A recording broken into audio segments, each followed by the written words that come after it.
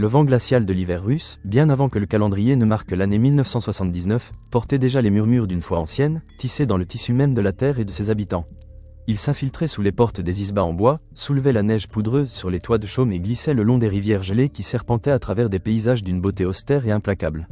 C'était une Russie éternelle, celle des villages reculés où le temps semblait s'être figé, où les traditions étaient des racines profondes ancrées dans un sol fertile de croyances populaires.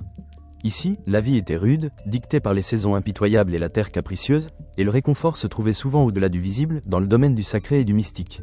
Dans ces communautés isolées, bien avant que l'idéologie matérialiste ne tente d'éradiquer toute spiritualité, les œnakarkis et guérisseuses et devineresses traditionnelles occupaient une place centrale.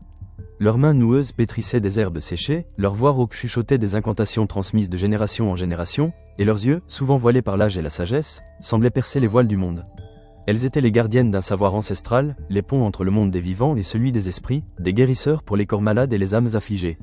Leurs remèdes n'étaient pas seulement des décoctions de plantes sauvages, ils étaient imprégnés de prières, de rituels païens christianisés, d'une foi inébranlable en la puissance des forces invisibles. Chaque village avait sa Zönakarka, parfois plusieurs, et leur présence était aussi naturelle que la neige en hiver ou la floraison des bouleaux au printemps.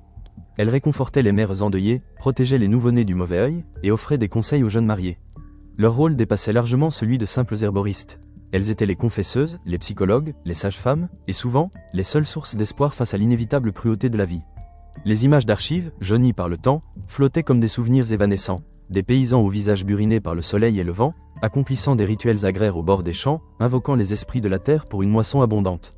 Des femmes vêtues de foulards colorés, les mains jointes devant des icônes noircies par la fumée des cierges, leurs prières se mêlant au chant liturgique des églises orthodoxes, souvent petites et modestes, mais toujours au cœur battant du village. Et puis, la transition s'opérait, presque imperceptiblement, vers les premières lueurs d'une nouvelle ère. Les premières années de la répression soviétique contre la religion et la superstition s'insinuaient comme une ombre glaciale s'étendant sur ces paysages intemporels. Les églises commençaient à fermer, leurs cloches se taisaient, et les rires des enfants jouant dans leurs cours diminuaient.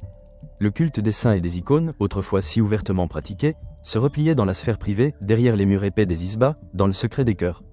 C'est dans ce contexte de double foi ou d'évoverie que la docteure Ania Petrova, historienne et ethnologue russe contemporaine, trouvait la clé de la persistance de ces pratiques. Assise dans son bureau encombré de livres anciens et de notes manuscrites, le regard perçant derrière ses lunettes fines, elle expliquait d'une voix calme et mesurée, mais emplie d'une profonde compréhension. Le dévoverie n'est pas seulement la coexistence du christianisme orthodoxe et du paganisme. C'est la capacité de l'âme russe à embrasser des vérités multiples, à trouver du sens là où elle le peut. Sous l'Union soviétique, face à l'éradication forcée de la religion officielle et à la criminalisation des pratiques populaires, ce dévoverie est devenu une forme de survie spirituelle. Les gens ne pouvaient plus aller à l'église, mais ils pouvaient toujours chuchoter leurs peurs et leurs espoirs à la Zönakarka du village. C'était une résistance silencieuse, une manière de maintenir un lien avec quelque chose de plus grand qu'eux, quelque chose qui transcendait la réalité matérielle imposée par le parti. L'atmosphère, d'abord nostalgique et empreinte d'une certaine mystique, devenait progressivement plus oppressante et clandestine, à mesure que l'on comprenait comment cette foi ancestrale était contrainte de se dissimuler face à l'idéologie matérialiste dominante, créant une tension souterraine, invisible mais palpable, au sein de la société. Les années tournèrent, et l'année 1981 apporta avec elle un durcissement palpable du climat politique et idéologique. Le régime soviétique intensifiait sa campagne contre ce qu'il appelait l'irrationalité et l'obscurantisme. Les écrans de télévision, encore rares dans les foyers ruraux mais omniprésents dans les clubs ouvriers et les centres de kolkhoz, diffusaient des extraits de propagande athée. Des voix monocordes et autoritaires expliquaient, avec une logique implacable et dénuée de toute nuance, que la religion était l'opium du peuple, une relique d'un passé arriéré, un frein au progrès scientifique et social. Les images montraient des scientifiques en blouse blanche, souriants et confiants, opposés à des caricatures de prêtres barbus et de vieilles femmes superstitieuses, symboles d'une ignorance à éradiquer. Les pratiques spirituelles non officielles, déjà désapprouvées, furent désormais activement criminalisées. Les guérisseurs, les devins, les diseurs de bonne aventure étaient assimilés à des escrocs, des parasites sociaux, voire des éléments subversifs. Grigori Nikolaev, l'ancien écrivain dissident, se souvenait de cette époque avec une amertume teintée de résilience. Ses mains, autrefois agiles à manier la plume pour des écrits clandestins, tremblaient légèrement en tenant une tasse de thé fort. Ces interdictions, disait-il, sa voix basse et rocailleuse, n'ont pas fait disparaître les croyances. Elles les ont simplement poussées encore plus profondément dans la clandestinité. C'était comme de l'eau, plus vous essayez de la retenir, plus elle trouve des failles pour s'infiltrer. Les guérisseurs, qui étaient autrefois des figures respectées et reconnues dans leur village, sont devenus des fantômes, des ombres. Ils étaient encore là, mais leur existence était un secret partagé, un murmure. Aux yeux de l'État, ces figures étaient désormais plus mythiques et dangereuses que jamais, non pas parce qu'elles détenaient un pouvoir surnaturel, mais parce qu'elles représentaient une forme de pensée indépendante, une allégeance qui n'était pas celle du parti. La peur de la dénonciation planait sur les villages, lourde et constante, mais elle ne parvenait pas à éteindre un besoin inébranlable de réconfort et de sens, poussant les individus à chercher des réponses en dehors du cadre officiel, dans les recoins sombres où la lumière de l'État ne parvenait pas à pénétrer. Ivan Volkov, un homme aux yeux clairs et au visage marqué par les hivers russes, se souvenait de ces murmures. Il était alors un enfant, mais la mémoire de l'atmosphère qui régnait dans son village isolé de la Russie centrale restait vive. On parlait d'elle à voix basse, le soir, autour du poêle. Ma grand-mère disait toujours, il y a des choses que le gouvernement ne peut pas comprendre, et des gens qui voient ce que les autres ne voient pas. Les noms n'étaient jamais prononcés à haute voix, juste des gestes, des hochements de tête. On savait qu'il y avait celle qui guérit les fièvres, ou celle qui parle aux esprits. C'était comme un secret de famille, étendu à tout le village. L'atmosphère était à la fois paranoïaque et répressive, mais aussi incroyablement résiliente et secrète. La vie continuait, rythmée par les travaux des champs et les cycles de la nature, mais sous cette façade de normalité, une autre vie, une vie spirituelle clandestine, continuait de battre, invisible aux yeux de Moscou. Puis, l'année 1983 rapporta avec elle les premières brises d'un nouveau mystère, un chuchotement qui allait bientôt se transformer en une rumeur persistante et obsédante. Dans une région rurale particulièrement inaccessible, au-delà des routes boueuses et des forêts denses, des histoires commencèrent à circuler concernant une femme aux capacités extraordinaires. Elle serait capable de parler aux morts, de prédire l'avenir avec une précision troublante, et même de guérir des maladies jugées incurables par la médecine officielle, celle-là même qui, dans les villages reculés, était souvent absente ou inefficace. Ces récits, d'abord fragments isolés, se rejoignirent peu à peu, formant une tapisserie de merveilles et de craintes. Elena Sorokina, la journaliste d'investigation contemporaine, se penchait sur cette période avec une détermination acharnée. Ses doigts agiles feuilletaient des microfilms poussiéreux dans les archives locales, des documents administratifs aux marges noircies par le temps. Elle traquait les premières mentions de cette femme, cherchant des indices dans les registres de plaintes, les rapports de milice ou les correspondances locales. Il n'y a rien de direct, bien sûr, expliquait-elle, son souffle vaporeux se mêlant à l'air froid de la salle d'archives. Mais on trouve des allusions, des mentions de rassemblements inhabituels, de comportements irrationnels, dans certaines localités. Des cas d'absentéisme au travail inexplicable, des déplacements de population qui ne correspondaient à aucune logique administrative. C'est dans les interstices de la bureaucratie que la légende commence à prendre forme.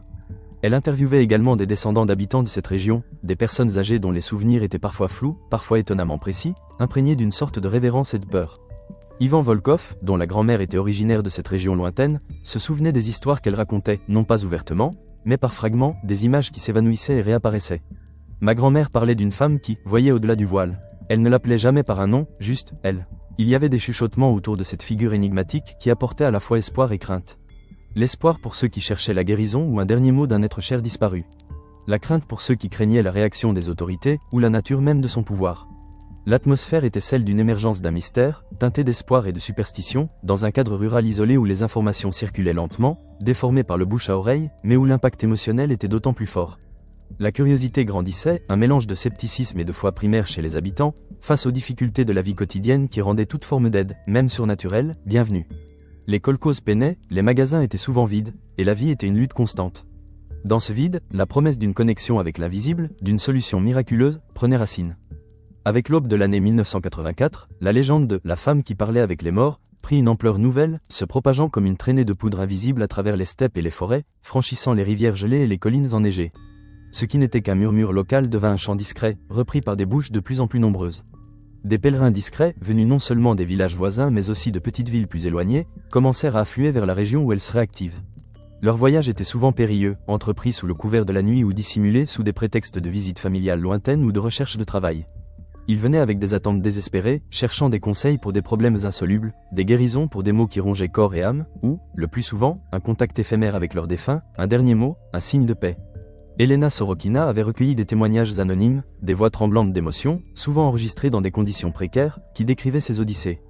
Une vieille femme racontait avoir marché 3 jours dans la neige, le cœur serré par le chagrin d'avoir perdu son fils à la guerre d'Afghanistan, espérant un signe. Un homme d'âge moyen racontait comment sa femme, atteinte d'une maladie chronique, avait retrouvé un semblant d'espoir après une rencontre.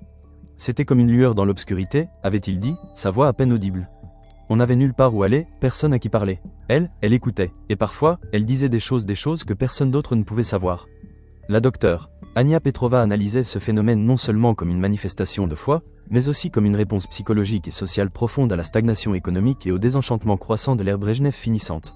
L'Union soviétique promettait un avenir radieux, mais la réalité était celle des pénuries, de la corruption larvée et d'une bureaucratie écrasante, expliquait-elle. Les gens se sentaient abandonnés par le système. Ils avaient perdu confiance dans les institutions officielles, dans les promesses du parti. Dans ce vide de sens et d'espoir, la figure de « la femme » est devenue un exutoire, un point de convergence pour toutes les angoisses et les aspirations refoulées. C'était une forme de thérapie collective, une rébellion silencieuse contre un monde qui leur refusait toute transcendance. L'atmosphère était celle d'une montée en puissance du phénomène, un mélange de ferveur populaire et de quête secrète, où un désespoir généralisé se transformait en un espoir fervent, souvent irrationnel, pour ceux qui se sentaient abandonnés par le système. Chaque histoire de guérison, chaque message de l'au-delà, chaque prophétie accomplie renforçait la légende, la rendant plus réelle, plus puissante.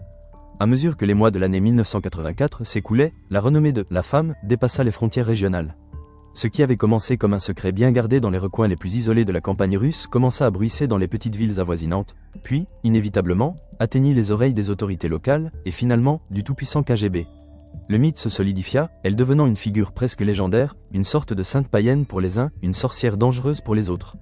Mais pour l'État, elle était avant tout une source de préoccupation grandissante. Elena Sorokina, après des semaines de recherches acharnées, découvrit les premières notes internes du KGB, des mémorandums laconiques, dactylographiés sur du papier fin et annotés à l'encre rouge. Ils mentionnaient des rassemblements suspects, des activités superstitieuses dans la région de K, sans jamais nommer « la femme » directement, mais le contexte ne laissait aucune place au doute. Ces rapports initiaux étaient teintés d'une certaine condescendance, considérant le phénomène comme un simple reliquat d'obscurantisme paysan, mais l'inquiétude sous-jacente était déjà palpable. Le major Dimitri Antonov, ancien officier supérieur du KGB, se remémorait cette période avec une clarté clinique, son visage imperturbable trahissant une vie passée à servir la doctrine de l'État. Assis dans un fauteuil en cuir sombre, le dos droit, il expliquait d'une voix sèche et autoritaire, presque dénuée d'émotion, la doctrine de l'État était claire. Toute forme de superstition, de culte, de croyance irrationnelle était considérée comme une déviation, une menace potentielle à l'ordre social et idéologique. Cela minait la confiance du peuple dans la science, dans le parti, dans le progrès. Nous ne pouvions tolérer l'émergence de figures charismatiques qui détournaient les masses de la voie du matérialisme scientifique. Une femme qui prétendait parler aux morts, c'était non seulement absurde, c'était dangereux. Cela créait un foyer d'irrationalité, un point de ralliement pour les éléments instables. L'atmosphère bascula alors. La légende, qui avait prospéré dans l'ombre protectrice de l'isolement et du secret, passa à une lumière dangereuse. La tension montait, invisible mais palpable, comme l'air avant un orage. La confiance aveugle des croyants, leur espoir désespéré dans les pouvoirs de « la femme » contrastait violemment avec la paranoïa et la détermination à réprimer de la part des autorités. Le KGB ne voyait pas une guérisseuse, mais une menace à la cohésion sociale, une brèche dans le mur de l'athéisme d'État. Pour eux, la femme n'était pas une figure spirituelle, mais une anomalie à corriger, un problème à résoudre par les méthodes éprouvées de la surveillance et de la répression. Les chuchotements de la campagne avaient réveillé un géant endormi, et le réveil de ce géant promettait d'être brutal. Le regard du major Dimitri Antonov, même des décennies plus tard, conservait une acuité froide, le reflet d'années passées à scruter les moindres failles de la société soviétique. Pour lui, la « femme » n'était pas un phénomène mystique, mais une anomalie à éliminer. Ce qui avait commencé comme une surveillance lointaine, un murmure dans les rapports, se mua, au troisième trimestre de l'année 1984, en une enquête préliminaire formelle du KGB. L'objectif initial était simple, discréditer la légende, la réduire à une superstition paysanne, une escroquerie vulgaire exploitant la crédulité des gens. On ne s'attendait pas à grand-chose d'autre. Des agents furent dépêchés dans la région, des hommes et des femmes au physique ordinaire, aux manières discrètes, se fondant dans le paysage rural comme des ombres. Ils se mêlaient aux pèlerins, partageant leurs maigres provisions sur des chemins poussiéreux, écoutant leurs récits de détresse et d'espoir. Leurs visages, marqués par la fatigue des longs trajets et l'angoisse de l'attente, dissimulaient mal leurs véritables intentions. Ils observaient, enregistraient, cherchant la faille, le mensonge, l'explication rationnelle qui permettrait de démanteler le mythe. L'air, dans ces contrées reculées, était lourd d'une humidité terreuse, mêlée à l'odeur âcre du fumier et à celle plus douce des herbes sauvages. C'était un monde à part, où le temps semblait s'étirer paresseusement, loin des rythmes effrénés des villes et des idéaux martelés par la radio d'État. Grigori Nikolaev, l'ancien dissident, se souvenait de cette période avec une amertume poignante. Il avait documenté, au péril de sa vie, les micro-histoires de répression, les disparitions silencieuses qui ponctuaient la vie en URSS. Le KGB ne faisait pas de bruit, confiait-il, sa voix rauque par l'âge et les cigarettes. Les gens ne disparaissaient pas avec fracas. Ils s'évaporaient. Une nuit, une porte qui s'ouvre, un murmure, et le lendemain, une chaise vide à table. Personne n'osait poser de questions. Ceux qui avaient été vus près de ces figures, ces anakarchis ou ces médiums, étaient particulièrement vulnérables. On les interrogeait, on les rééduquait. Parfois, on ne les revoyait jamais. C'était une façon de terroriser la population sans laisser de traces, sans créer de martyrs. Juste des fantômes. L'atmosphère était celle d'une surveillance insidieuse, d'un soupçon généralisé qui flottait dans l'air comme une brume froide, teinté du mépris officiel pour ces croyances populaires jugées archaïques et dangereuses. La méfiance croissante au sein de la population rurale était palpable. Les villageois, habitués à la discrétion, protégeaient leurs secrets avec une ténacité silencieuse, confrontés à la condescendance et à la menace implicite d'un État omniprésent. Pourtant, à la fin de l'année 1984, les rapports qui remontaient au major Antonov commencèrent à prendre une tournure inattendue. L'enquête préliminaire du KGB révélait que la légende était bien plus enracinée, et l'influence de la femme, plus large qu'initialement supposé. Les agents infiltrés avaient découvert que les pèlerins n'étaient pas seulement des paysans illettrés et superstitieux. Parmi eux se trouvaient des ingénieurs désabusés, des enseignants fatigués par la propagande, des épouses de cadres du parti rongés par le doute, et même, murmurait-on, de jeunes intellectuels en quête de sens. Ces individus, qui auraient dû être les piliers de la société soviétique, se tournaient secrètement vers cette figure énigmatique, cherchant des réponses que l'idéologie matérialiste ne pouvait leur offrir. Le major Antonov, relisant ses rapports dans son bureau austère aux murs nus, sentit une irritation glaciale monter en lui. Ce n'était plus une simple superstition, c'était une brèche dans l'édifice idéologique, une potentielle activité anti-soviétique menaçant la cohésion. Son visage, habituellement impassible, se crispa légèrement. « Nous avons dû réévaluer la menace », expliqua-t-il, ses yeux gris fixant un point invisible au-delà de la caméra. Ce n'était plus une question de charlatanisme, c'était une question de contrôle. Si des membres de l'intelligentsia, si des cadres commençaient à douter de la science et du parti pour se tourner vers une sorcière, alors la situation était grave. Cela sapait les fondations même de notre État. Les documents déclassifiés qu'Elena Sorokina avait dénichés dans des archives poussiéreuses, des mémorandums du Politburo aux notes manuscrites de hauts fonctionnaires, témoignaient de cette inquiétude croissante. Les mots hérésie idéologique, déviationnisme et propagande hostile commençaient à apparaître avec une fréquence alarmante. L'atmosphère se chargea de tensions accrues, le voile de l'ignorance officielle se levait pour révéler une menace perçue comme existentielle. L'agacement et la détermination des autorités face à la persistance d'une irrationalité qu'elles pensaient éradiquer était palpable, de même que la peur des conséquences pour les pèlerins qui avaient osé défier l'ordre établi. L'année 1985 s'ouvrit sur une intensification des mesures de répression, plus indirectes au début, mais non moins efficaces. La milice augmenta ostensiblement ses patrouilles dans les zones rurales réputées abriter la femme. Des véhicules verts aux insignes fanés par le soleil sillonnaient les chemins de terre, leur passage de plus en plus fréquent, leur lumière clignotante la nuit, jetant des ombres inquiétantes sur les maisons endormies. Des barrages routiers improvisés apparurent sur les rares routes menant au village, des jeunes miliciens vérifiant les papiers avec une rigueur nouvelle, posant des questions insistantes sur les motifs de voyage. L'air devint plus lourd, plus chargé d'une présence étatique qui se faisait sentir jusque dans les moindres recoins. Parallèlement, des campagnes d'éducation furent lancées dans les kolkhozes et les écoles. Des réunions obligatoires étaient organisées dans les centres communautaires, sous des portraits géants de Lénine et des slogans glorifiant le progrès scientifique. Des experts locaux, souvent des membres du parti zélé ou des instituteurs sous pression, prenaient la parole pour dénoncer la superstition, le charlatanisme et l'obscurantisme religieux. Ils expliquaient avec des arguments pseudo-scientifiques que les guérisons n'étaient que des coïncidences, les prophéties des devinettes et les messages des morts des inventions de l'esprit tourmenté. Des affiches aux couleurs criardes, représentant des figures caricaturales de sorcières ou de prêtres, fleurissaient sur les murs des fermes et des bâtiments publics, exhortant les citoyens à embrasser la raison et à rejeter les vieilleries du passé. Ivan Volkov, les yeux voilés par le souvenir, se remémorait ses jours. La peur était partout, murmura-t-il, sa voix devenue un filet de voix. On parlait de gens qui avaient disparu. Pas officiellement, juste qu'un jour, la famille n'était plus là, ou qu'un voisin avait été relocalisé, dans une autre région, pour un nouveau travail. On savait que c'était lié. On savait que c'était le prix à payer pour avoir cherché de l'aide là où il ne fallait pas. Alors, les gens sont devenus encore plus prudents. Les chemins vers la femme sont devenus plus secrets, les rencontres plus rares, plus risquées. L'atmosphère était celle d'une pression étatique croissante, un sentiment d'encerclement et de menace diffuse qui pesait sur la communauté rurale. Une peur grandissante s'installa parmi les villageois, qui réagirent par une discrétion accrue et un renforcement des liens communautaires, formant un rempart silencieux pour protéger leurs croyances. Pourtant, malgré cette répression grandissante, le printemps de 1985 vit la résilience de la foi se manifester avec une force inattendue. Le documentaire présentait des témoignages poignants, recueillis par Elena Sorokina, d'individus qui, bravant la milice et le KGB, avaient cherché la femme. Leurs récits étaient des fragments de vie, des lambeaux d'espoir déchirés par la peur. Une vieille femme aux mains tremblantes racontait comment la femme avait guéri son petit-fils d'une maladie que les médecins de l'État avaient déclarée incurable, son visage s'illuminant d'une ferveur intacte. Un homme, les yeux rougis par des larmes refoulées depuis des décennies, décrivait un message de son épouse défunte, un mot de réconfort qui l'avait aidé à survivre aux années de solitude.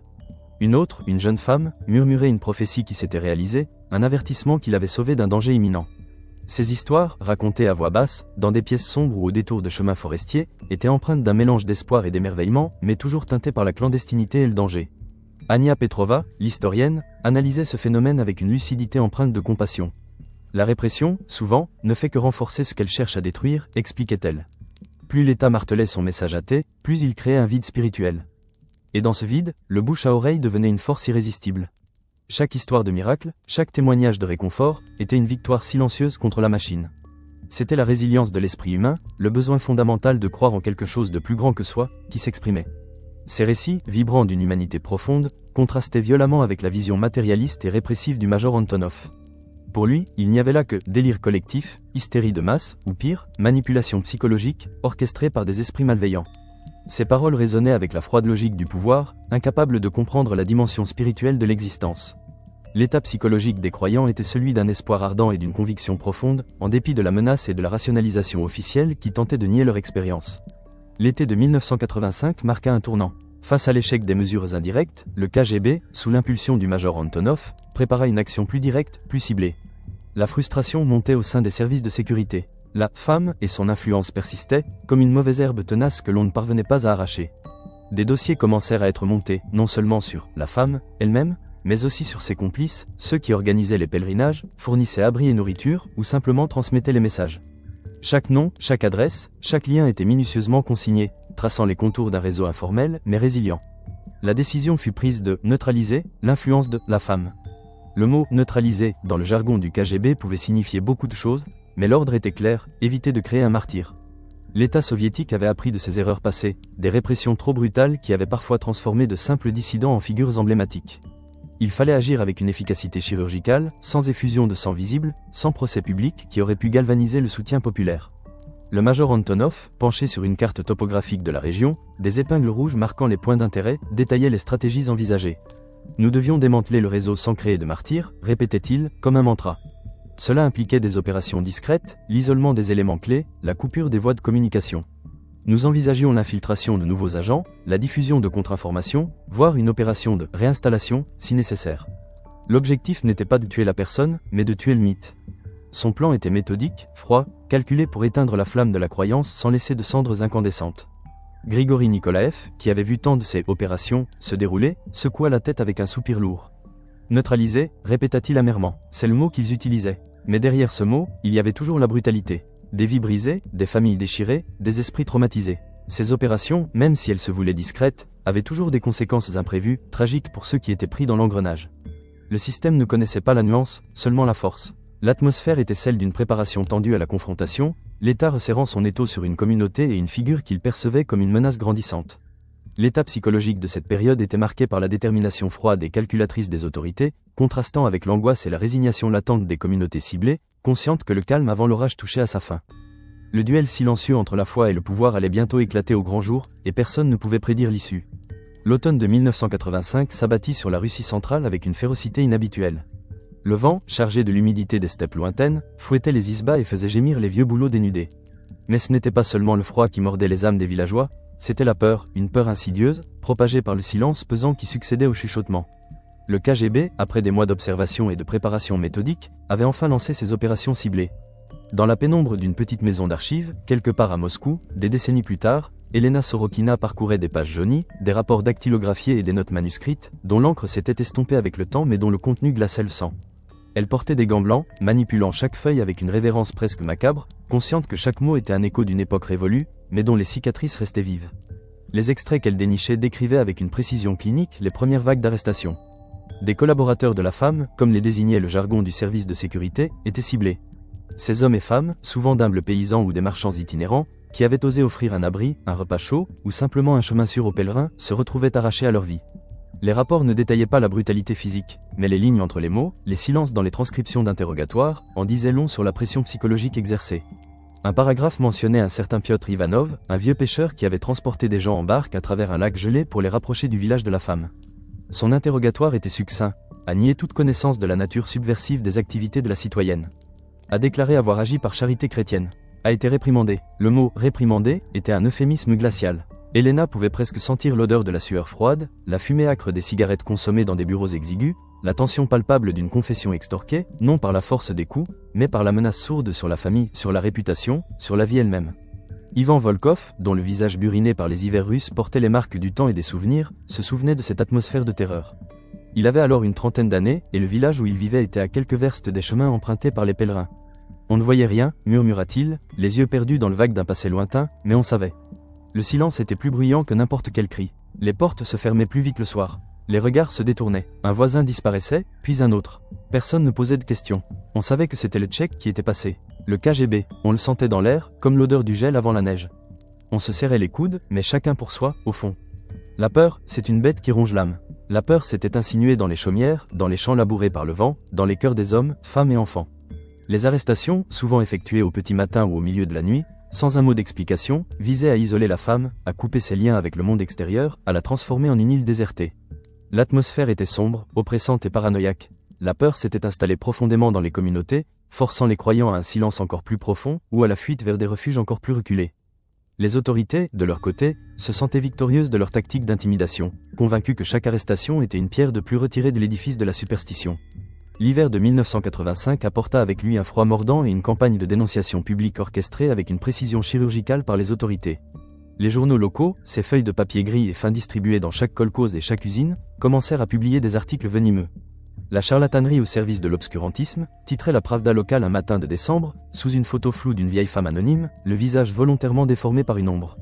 L'article dépeignait la femme comme une charlatane dangereuse, une folle égarée, voire, dans les versions les plus paranoïaques, une espionne étrangère manipulant les esprits faibles pour déstabiliser l'ordre social soviétique. Les ondes radio, seule source d'information pour de nombreux foyers isolés, diffusaient des émissions où des experts scientifiques, souvent des académiciens aux mines sévères et aux voix monocordes, étaient mobilisés pour expliquer rationnellement les phénomènes attribués à la femme. Ils parlaient d'hystérie collective, de pouvoir de suggestion, de coïncidences fortuites, de remèdes folkloriques inefficaces. Les guérisons miraculeuses étaient réduites à des rémissions spontanées ou à des supercheries grossières. Les messages des morts étaient qualifiés de délire schizophrénique ou de manipulation psychologique. Le major Antonov, dans un rare entretien d'archives filmé dans son bureau spartiate, l'expliquait avec une certitude implacable. Il fallait éduquer le peuple. Lui montrer que la science avait toutes les réponses, que la superstition n'était qu'un résidu archaïque, un frein au progrès. Nous ne pouvions pas laisser des charlatans exploiter la crédulité des citoyens soviétiques. C'était notre devoir idéologique. Ania Petrova, l'historienne, analysait l'efficacité de cette propagande avec un regard nuancé. Pour ceux qui étaient déjà sceptiques ou qui craignaient les représailles, expliquait-elle, assise au milieu de ses livres, l'air grave, ces campagnes de presse et de radio servaient à légitimer la répression. Elle créait un bouclier de rationalité officielle. Mais pour les plus fervents, ceux qui avaient vu ou cru voir les miracles de la femme, cette propagande ne faisait que renforcer leur foi. Elle transformait la femme en une martyre silencieuse, une figure d'autant plus puissante qu'elle était niée par l'État. C'était une dissonance cognitive. L'État disait « noir », mais leur expérience personnelle disait « blanc ». Et dans un régime où la vérité officielle était souvent en contradiction avec la réalité vécue, beaucoup choisissaient de croire ce qu'ils avaient vu ou ressenti, plutôt que ce qu'on leur imposait. L'atmosphère était cynique et dédaigneuse du côté officiel, imprégnée d'une arrogance intellectuelle qui refusait d'admettre l'existence de toute autre forme de connaissance ou de croyance. Mais chez les croyants, cette même propagande provoquait une résistance silencieuse, une solidarité clandestine qui se renforçait dans l'adversité. L'état psychologique de cette période était marqué par cette dissonance cognitive, créant un sentiment d'isolement et de défi chez ceux qui continuaient de croire, leur foi se transformant en un acte de subversion intime. Ils se sentaient seuls, mais aussi étrangement unis par un secret partagé, un savoir interdit qui les distinguait de la masse conformiste. Le début de 1986 fut marqué par un événement central, dont la nature exacte reste à ce jour enveloppée d'un voile de mystère. Les récits divergent, se contredisent, se superposent, créant une toile complexe de faits et de légendes. Pour le major Dimitri Antonov, la version officielle était claire, énoncée avec la froideur d'un rapport de police. « Nous avons neutralisé la femme », affirmait-il devant la caméra, le regard perçant, sans aucune trace d'émotion. Par des moyens non violents, je le précise. Pas de martyrs, comme je l'avais exigé. Nous l'avons fait disparaître discrètement. Soit une relocalisation, soit une rééducation. L'important est que son influence a été éradiquée. Elle a cessé d'être une menace pour l'ordre social et idéologique. Le major ne fournissait aucune preuve, aucun document de son sort. Seulement l'affirmation catégorique de l'État. Pourtant, les récits populaires, recueillis des décennies plus tard par Elena Sorokina, chuchotés par Ivan Volkov, ou consignés secrètement par Grigori Nikolaev, racontaient une toute autre histoire. Il parlait d'une disparition mystérieuse, d'une nuit où le ciel s'était déchiré d'éclairs et où la femme s'était évanouie dans les bois, emportée par des forces invisibles. Certains affirmaient qu'elle s'était enfuie miraculeusement, évitant les agents du KGB par une ruse surnaturelle, s'évaporant comme la brume matinale. D'autres, plus poétiques, parlaient d'un sacrifice, d'une offrande d'elle-même pour protéger son peuple, se fondant dans la terre qu'elle aimait tant. On disait qu'elle était partie avec les esprits qu'elle appelait, raconta Ivan Volkov, la voix empreinte d'une dévotion sincère. Qu'elle avait rejoint le monde de l'autre côté, pour continuer son œuvre depuis là-bas. Pour nous protéger, c'était la seule explication que nos cœurs pouvaient accepter. Grigori Nikolaev, l'ancien dissident, apporta une perspective plus terre-à-terre, mais non moins poignante. Le KGB était maître dans l'art de faire disparaître les gens. Sans laisser de traces, sans procès, sans tombe. C'était leur méthode pour briser les esprits, pour faire de l'exemple un fantôme sans visage. Mais pour le peuple, une disparition de cette ampleur ne pouvait pas être banale. Elle devait être magnifiée, transformée en légende. C'était une forme de résistance, une manière de dire que même le pouvoir le plus brutal ne pouvait pas effacer l'espoir, ne pouvait pas tuer une idée. Elena Sorokina, confrontée à ces versions contradictoires, ne pouvait que souligner les zones d'ombre, l'absence de preuves concrètes. Le mystère de sa disparition est devenu une partie intégrante du mythe, conclut-elle, pensive, devant une carte de la Russie, pointant du doigt la région où la femme aurait vécu. Le fait que personne ne sache vraiment ce qui s'est passé a permis à chaque communauté, à chaque individu, de projeter ses propres peurs, ses propres espoirs sur cette figure. Elle est devenue un miroir des âmes russes de cette époque. L'atmosphère était ambiguë, pleine de mystères et de non-dits, avec un sentiment de perte pour les croyants, mais un triomphe pour les autorités. L'état psychologique était celui du choc et de l'incrédulité face à la disparition, qui renforça le mythe pour les uns, et confirma la puissance implacable de l'État pour les autres. Le printemps de 1986, après la disparition énigmatique de la femme, ne marqua pas la fin de son histoire, mais plutôt sa transformation. Son mythe, loin de s'éteindre, muta, s'éleva, devenant un symbole plus grand que la femme elle-même. Pour beaucoup, elle n'était plus seulement une guérisseuse ou une médium, mais une icône de résistance silencieuse contre l'oppression étatique, une flamme vacillante d'espoir dans l'obscurité de l'ère soviétique finissante. Des chansons populaires, dont les mélodies mélancoliques se transmettaient de bouche à oreille dans les villages reculés, commencèrent à circuler. Des ballades racontaient son courage, ses miracles, sa lutte contre les forces du mal incarnées par l'État. Des poèmes clandestins, écrits sur des bouts de papier froissés et passés sous le manteau, célébraient sa mémoire, ses prophéties et son sacrifice. Ces œuvres, souvent anonymes, étaient de véritables actes de foi, des murmures d'insubordination qui défiaient la censure et la répression. Grigori Nikolaev, dont la propre vie avait été une lutte constante contre la machine d'État, témoigna de la résilience de l'esprit humain. Quand la réalité devient insupportable, expliqua-t-il, ses yeux brillants d'une sagesse amère, le mythe devient un refuge. La femme n'était plus une simple personne, elle était devenue l'incarnation de tout ce que le régime voulait éradiquer, la foi, l'espoir, la spiritualité. Sa légende était un acte de survie culturelle, une manière pour le peuple de se souvenir qu'il y avait une autre vérité que celle dictée par le parti. C'était une victoire silencieuse de l'imagination sur la tyrannie. Il se souvenait d'une chanson en particulier, une mélodie simple et triste, que l'on chantait en travaillant au champ ou en veillant près du feu. Elle parlait d'une femme qui voyait au-delà du voile, et que même les hommes en uniforme gris ne pouvaient pas attraper, car elle était déjà partie là où leurs balles ne portaient pas. Ania Petrova, l'ethnologue, analysa ce phénomène avec la rigueur de l'académicienne. C'est un processus classique de mythification, expliqua-t-elle. Dans des contextes de censure et de répression, les figures populaires qui défient le pouvoir sont souvent transformées en légendes. Leur histoire est embellie, leurs actions magnifiées. Elles deviennent des archétypes. La disparition de la femme, loin de briser le mythe, l'a paradoxalement renforcé. Elle n'était plus limitée par sa condition humaine, elle était devenue éternelle, insaisissable. C'est ainsi que les mythes survivent et évoluent, se nourrissant de l'imagination collective et des besoins spirituels d'une population opprimée. Chaque répression, chaque tentative d'éradication, ne faisait que graver plus profondément son nom dans la mémoire collective, la transformant en une héroïne populaire, une sainte laïque. L'atmosphère était celle d'un recueillement teinté de ferveur clandestine, où la légende de la femme était devenue un puissant symbole culturel, un étendard invisible pour tous ceux qui refusaient de plier. L'état psychologique de cette période était marqué par un sentiment profond de résilience et de défi, la conviction inébranlable que l'esprit humain, nourri par la foi et l'espoir, ne pouvait être éteint par la force brute de l'État. L'été de 1986 vit le point culminant de cette étrange danse entre la répression et la résistance. Malgré la disparition de la femme, le KGB ne relâcha pas son étau. La surveillance demeurait intense, presque obsessionnelle, cherchant à éradiquer les dernières traces de ce qu'il considérait comme un culte dangereux. Les agents continuaient de patrouiller les chemins forestiers, d'interroger les villageois, de fouiller les maisons à la recherche de n'importe quel signe, n'importe quel objet qui pourrait être lié à la figure disparue. L'État, dans sa paranoïa, craignait qu'un simple souvenir, un objet fétiche, ne suffise à rallumer la flamme de la superstition. Pourtant, cette absence même de la femme ne faisait qu'alimenter le mythe, le transformant en une présence omniprésente et insaisissable. Elle n'était plus confinée à un corps, à un lieu. Elle était dans le murmure du vent à travers les bouleaux, dans le reflet de la lune sur l'eau sombre du lac, dans le regard furtif d'une vieille femme croisée sur un chemin. Elle était devenue une idée, un esprit, impossible à emprisonner ou à faire taire. Les pèlerinages, bien que plus discrets et plus dangereux que jamais, ne cessèrent pas complètement. Les rapports que découvrit Elena Sorokina, des décennies plus tard, en étaient la preuve. Des notes internes du KGB mentionnaient des rassemblements non autorisés près d'un vieux chêne que l'on disait avoir été un lieu de rencontre pour la femme, ou des offrandes suspectes déposées près d'une source réputée avoir des vertus curatives. Les pèlerins ne venaient plus pour voir la femme, mais pour honorer sa mémoire, pour se connecter à son esprit, pour chercher la guérison ou le réconfort dans les lieux qu'elle avait sanctifiés de sa présence. Le major Antonov, dans une de ses dernières déclarations archivées concernant cette affaire, exprima une forme de résignation prudente, presque amère. « Nous avons fait notre travail, dit-il, le visage fatigué, les traits durcis par des années de lutte contre des ennemis invisibles. Nous avons démantelé le réseau, nous avons neutralisé la figure centrale. Mais l'obscurantisme, il fit une pause, cherchant ses mots. L'obscurantisme est une hydre, on coupe une tête, une autre repousse. C'est difficile à éradiquer complètement. C'est une bataille constante. Il y avait dans sa voix une pointe de défaite, l'aveu silencieux que même la puissance de l'État soviétique avait ses limites face à la persistance de la foi humaine. Elena Sorokina, en refermant les dossiers, sentit le poids de cette histoire. La femme qui parlait avec les morts, murmura-t-elle. Elle est devenue une sorte de fantôme, un écho. Elle n'est plus là, mais elle est partout. L'État a cru l'avoir vaincue, mais en la faisant disparaître, il l'a rendue immortelle. L'atmosphère était celle d'une tension persistante entre la répression et la subversion, un duel silencieux et éternel entre le pouvoir qui cherchait à contrôler l'esprit et la foi qui refusait d'être soumise.